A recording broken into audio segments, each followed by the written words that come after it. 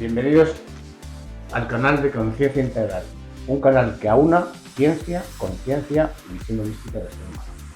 Hoy tengo el privilegio de entrevistar a la ginecóloga Fátima Martínez Hernández, madre y mi hija, claro.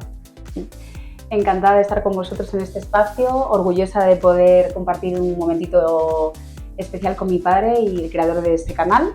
Y vamos a contestar muchas preguntas que creo que van a ser mucho y de muy interés para vosotros. Bueno, Fátima, como ginecóloga, ¿qué beneficios ves principales en el pilates de máquinas y los ejercicios hipopresivos para la salud femenina? Bueno, el pilates no deja de ser un ejercicio fundamental para fortalecer la musculatura, va a ayudar a la flexibilidad y a la coordinación, que es fundamental para todas las etapas de la vida. Y los hipopresivos van a ayudar a activar y a fortalecer los tejidos que se encargan de sostener los órganos pélvicos para prevenir en el futuro prolapsos uterinos, incontinencias, y va a ayudar también a la recuperación posparto o de cirugías ginecológicas. Oye, ¿y el pilates de máquinas puede preparar el suelo pélvico antes del parto y los hipopresivos después del parto?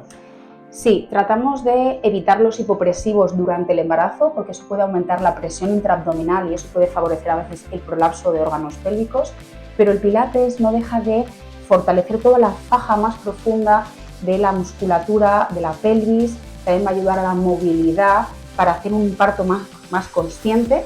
Por lo tanto, es un binomio estupendo, primero un pilates antes y durante el embarazo, y luego en el posparto, una vez que se haga una valoración suficiente de suelo pélvico, poder empezar con los hipopresivos.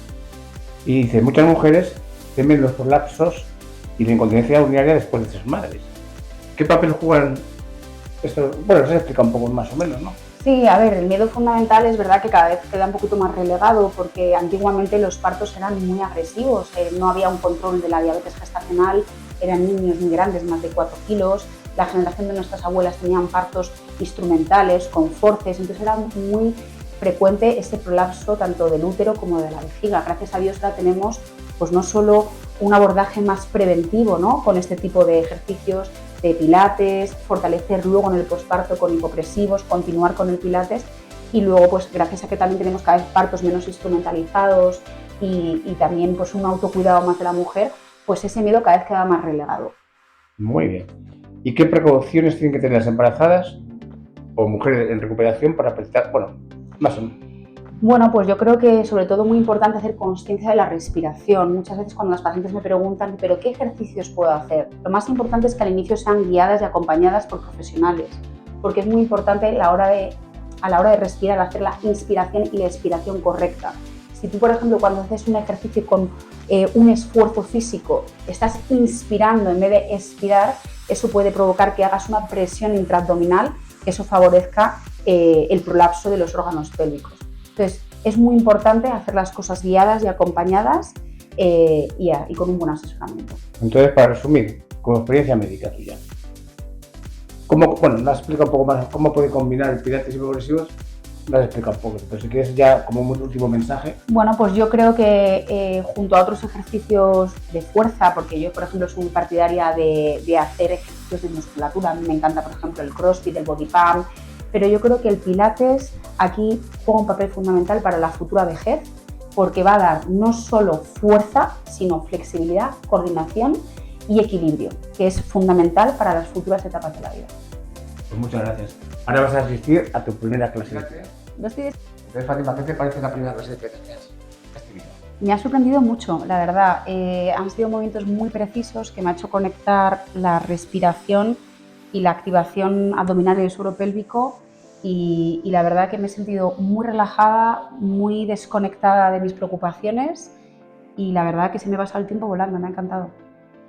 ¿Qué te parece entonces pasar del rol de ginecóloga a alumna? ¿Este rol cambiarlo?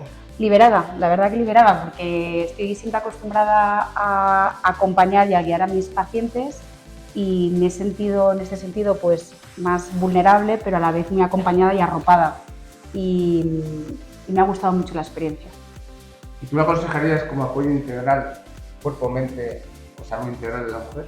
Por supuesto, y no solo en la preparación durante el embarazo ni el posparto, sino para todas las etapas de la vida.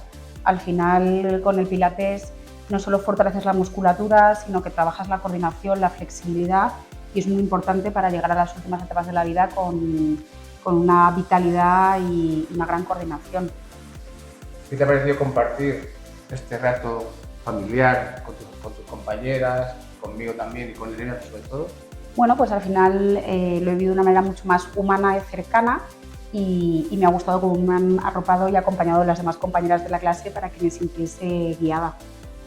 Y ahora quería preguntarle a Elena, ¿qué sientes, Elena, cuando ves a una persona que va por primera vez a clase de yoga, pilates, o bueno, en este caso de pilates, por primera vez, entre mezcla de asombro, curiosidad, nervios? Pues mira, Julio, justo lo que ha dicho Fátima, lo primero que queremos aquí es que la persona se sienta arropada, acompañada, sobre todo que le quede muy claro el primer día el funcionamiento de la máquina, que le quede claro la ejecución de cada ejercicio, por supuesto que lo disfrute y pase un buen momento. Nosotros, nuestros grupos, además, al ser reducidos, ya damos de por sí ese trato individualizado a cada uno, pero todavía poniendo más hincapié en una alumna nueva, y sobre todo si estando embarazada, que muchas veces venís todavía como con más miedos, si es un ejercicio seguro para vosotras, y lo que queremos transmitir es eso, ¿no? Pues esa confianza, sobre todo que os sintáis que estáis en buenas manos y que disfrutéis de la experiencia. Claro. Elena, como instructora de pilates de máquinas, más de 17 años, de yoga también unos 15 años, y de hecho ahora en Vitality Villaviciosa ha sacado tiempo libre de Vitality Póstulo para dar yoga también aquí, y barré, una disciplina más joven. ¿Qué de las 3 disciplinas que puedes más o menos? Como describir un poquito, a ver, el pilates, como veis, nosotros aquí lo impartimos con máquinas, aunque también se puede hacer de suelo, pero la máquina, aparte de guiarte el movimiento, que es muy bueno pues para una correcta ejecución, la máquina realmente te ayuda, pero también te reta porque trabajas con pesos, con resistencias, cada uno elige, guiado por supuesto por el profesor, qué resistencia usar. Poco a poco esa resistencia se puede ir incrementando para trabajar la fuerza, que ahora está tan recomendado, ¿no? Para ganar masa muscular, y por supuesto que también trabajas coordinación, flexibilidad.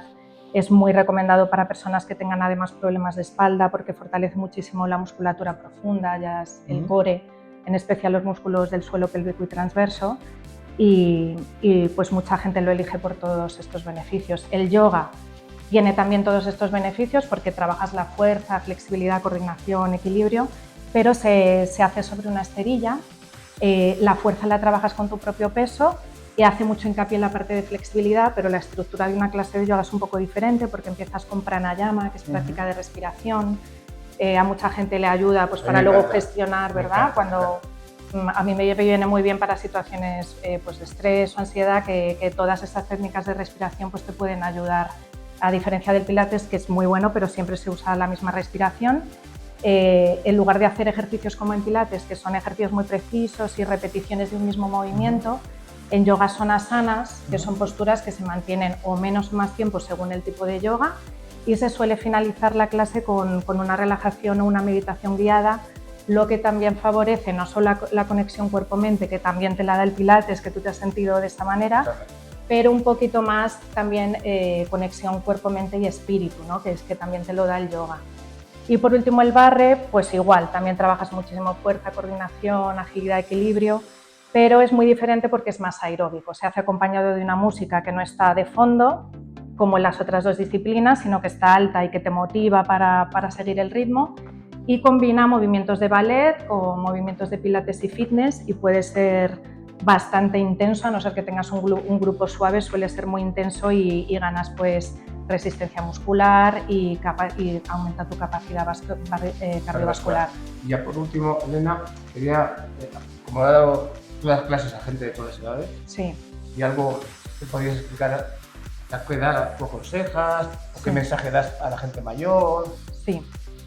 Pues mira, en la sociedad en la que vivimos, que estamos todos como acelerados, creo que es importante para cualquier edad que saquemos tiempo para hacer este tipo de ejercicio, y sobre todo llegando a ciertas edades, porque cuando somos muy jóvenes nos preocupamos más por el físico, ¿no? Por tonificar y vernos bien, pero son un tipo de disciplinas que te hacen sentir bien y que ganas en salud, te equilibran muchísimo, ya no solo cuerpo-mente, sino no solo trabajas fuerza, sino también flexibilidad, con lo cual estás evitando pues, tener lesiones a posterior, llegar, como has dicho tú, a mayor más sano, ¿no? Pues se ve mucho la diferencia de alguien que no ha hecho ejercicio y llega ya mayor, que le cuesta más. Yo tengo una máxima que digo, bueno, no se me lo he inventado, lo he por ahí.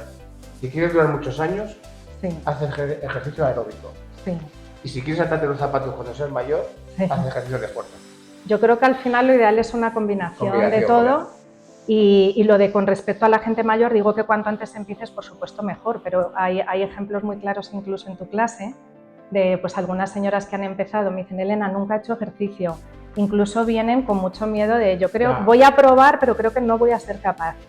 Y este tipo de persona es increíble, que además yo me emociono en clase y digo, bueno, porque en un par de meses es increíble el cambio que dan, incluso ellos mismos no se lo pueden creer de lo que son capaces de hacer y entran aquí pensando que no van a ser capaces, vienen un poco obligados por algún familiar y es que les cambia no solo en la parte física, sino en la parte anímica, mucho más contentos. Entonces, mi mensaje es que nunca estamos demasiado ocupados para sacar un ratito para nosotros mismos y que nunca es demasiado tarde y que afortunadamente este tipo de ejercicio se puede hacer a cualquier edad. Ya has visto tú que tenemos gente después de 80 años, y luego yo también quiero hacer una connotación que en la menopausia sabemos que empieza a surgir pues, el deterioro óseo, ¿no?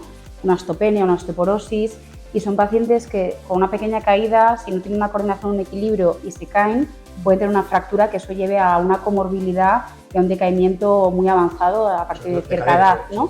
Sobre todo de cadera. Entonces, el fortalecer la musculatura, el equilibrio y la coordinación va a reducir muchísimo la tasa de fractura y eso va a hacer que tenga una calidad de vida excelente una paciente a partir de la menopausia. Bueno, pues tengo que dar las gracias a las dos, tanto a Gracias Elena. A ti. ¿Besito? Gracias, papi. Elena. Bueno, gracias, Julio.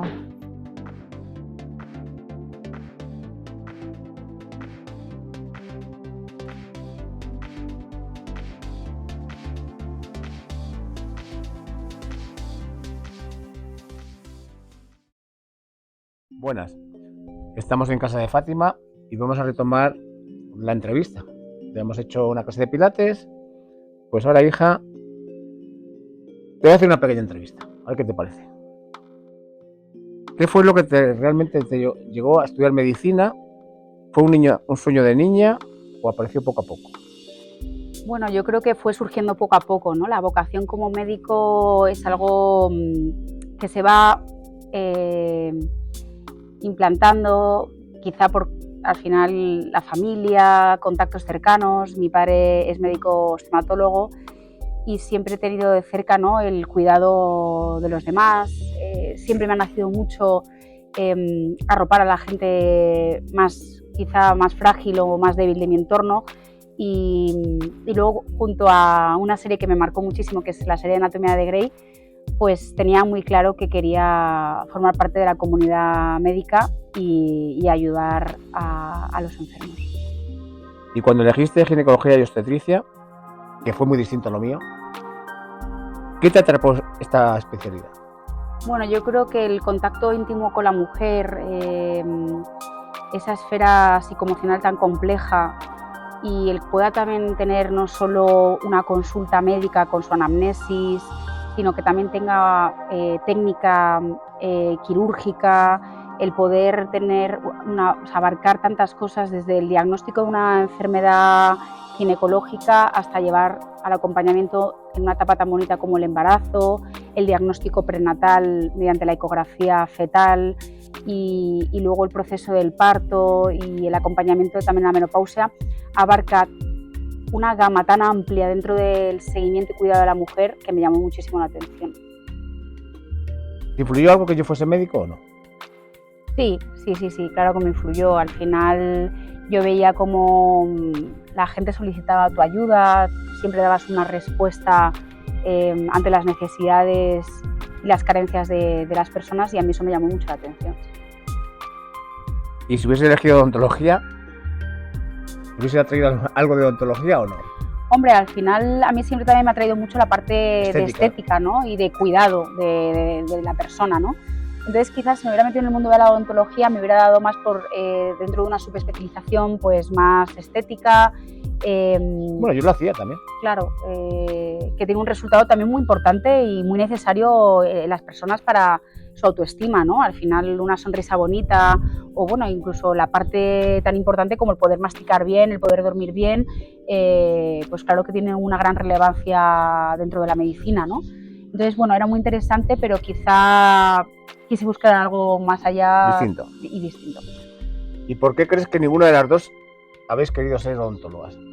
Porque amigos míos, casi todos, los hijos son odontólogos, la mayoría. Bueno, yo te vi que aparte de que tenías una gran pasión, había mucho sacrificio y un compromiso que te hacía renunciar a muchas partes de tu vida personal, ¿no? Yo recuerdo que te ibas a las 9 de la mañana y llegabas casi a las 9 de la noche. Y más tarde. Y te veía muy cansado, aunque los fines de semana dabas todo lo posible con nosotras, yo veía tu agotamiento, luego también veía a veces pues, tus lesiones posturales, ¿no? Tus vértigos, tus problemas cervicales, y yo veía que a largo plazo era una profesión muy, muy sacrificada, con mucha ansiedad en el entorno de la odontología, y quizá eso me generó un poquito más de rechazo por vivirlo de primer plano con mi padre, ¿no? Yo reconozco que he sido una persona muy exigente y controlador contigo. Bueno, contigo y con Esther. ¿Tú crees que influyó que marcaras tu rumbo de alguna manera al estar pegado un poco a tu sombra o no? Yo siempre lo he dicho, para mí tú has sido un pilar fundamental. A mí me ha ayudado mucho que fueses un gran compañero que has sido exigente conmigo, pero nunca lo has hecho desde el punto de vista de la dureza. A mí no me recriminabas o me castigabas por suspender, en absoluto. ¿Nunca has suspendido?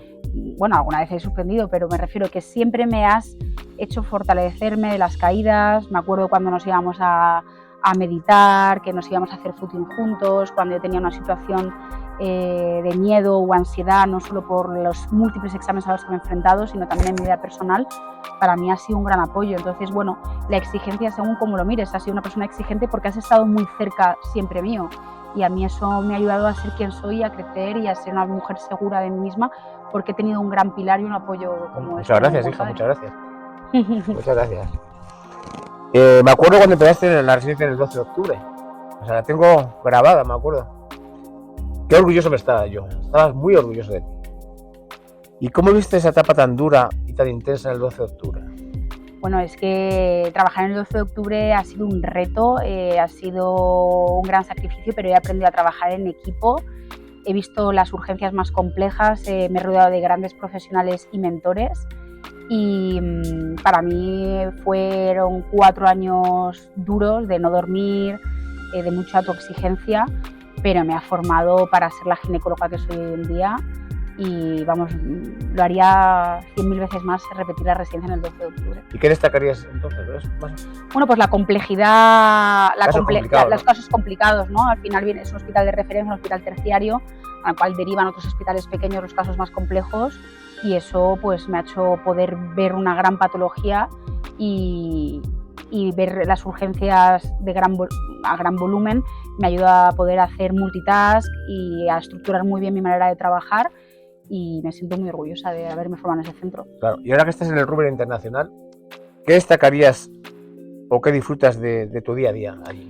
Bueno, al final los hospitales públicos son maravillosos, pueden ayudar a muchísima gente, están los mejores especialistas, aunque muchos de los grandes especialistas también compaginan en el ámbito privado.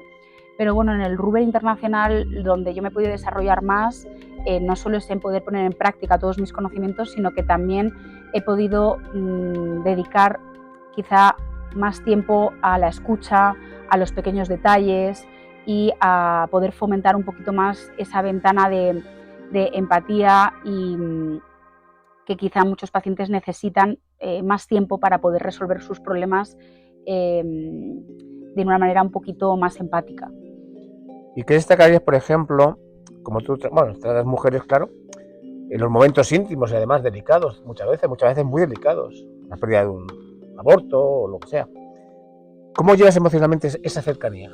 Esa empatía a veces es dura. Esa empatía a veces te puede desbordar, y a veces yo vengo muy sobrecargada a casa y tengo que, lógicamente, poder desahogarme con mi marido, con mis seres queridos, con gente de mi equipo, ¿no? Porque efectivamente yo, por lo menos mi forma de ser, me implico mucho con mis pacientes, a veces lo vivo demasiado intenso porque siento como si fuese yo la que estuviese en su lugar y trato al paciente como me gustaría que me tratasen a mí. Entonces me sale tan humano porque es como a mí me gustaría que lo hiciesen conmigo, pero claro, a la vez hace que sufra mucho también en exceso. Pero bueno, trato de contrarrestarlo con las grandes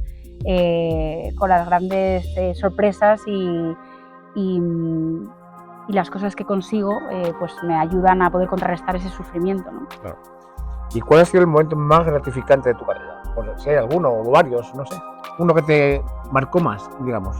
Bueno, al final ha sido algo todo muy progresivo. El entrar en el 12 de octubre para mí fue un hito. Me sentí muy afortunada de poder entrar en uno de los grandes hospitales a nivel de formación. Luego me he sentido también muy orgullosa de que gente tan importante como especialistas en el Rubén Internacional hayan querido que yo forme parte de su equipo. Y bueno, pues el yo especializarme en la reproducción asistida en concreto o en problemas de fertilidad, pues para mí el conseguir el logro de gente que lo está pasando muy mal porque no consigue embarazarse, pues y poder ver que se puede lograr sucumbir a gente que estaba incluso pensando que ya había fracasado, que no podía formar una familia, pues a mí eso es muy gratificante. ¿Y cómo ves a veces cuando tienes que dar malas noticias o complicaciones, a lo mejor en una ecografía ves algo raro? ¿Cómo gestionas esas emociones? ¿Cómo las gestionas? Tampoco lo pienso, o sea, actúo de la manera más natural, espontánea y humana que me nace. O sea, yo reconozco que a veces pues me surge dar un abrazo incluso no a la propia paciente, sino también al marido, que bueno, pues lo hago de la manera más natural y de verdad como me gustaría que lo hiciese un amigo o un familiar conmigo. O sea, que tú la medicina la ves como más, bueno, más humana, por decirlo de alguna manera. Bueno, al final yo creo que la medicina no solo tiene que basarse en protocolos, sino en fomentar las relaciones humanas, la escucha, la empatía, porque también es una manera de curar al paciente desarrollando esa parte, ¿no? Sí. Y Fátima, ¿qué retos ves en tu profesión que has vivido? ¿O has visto barreras, desigualdades por ser mujer?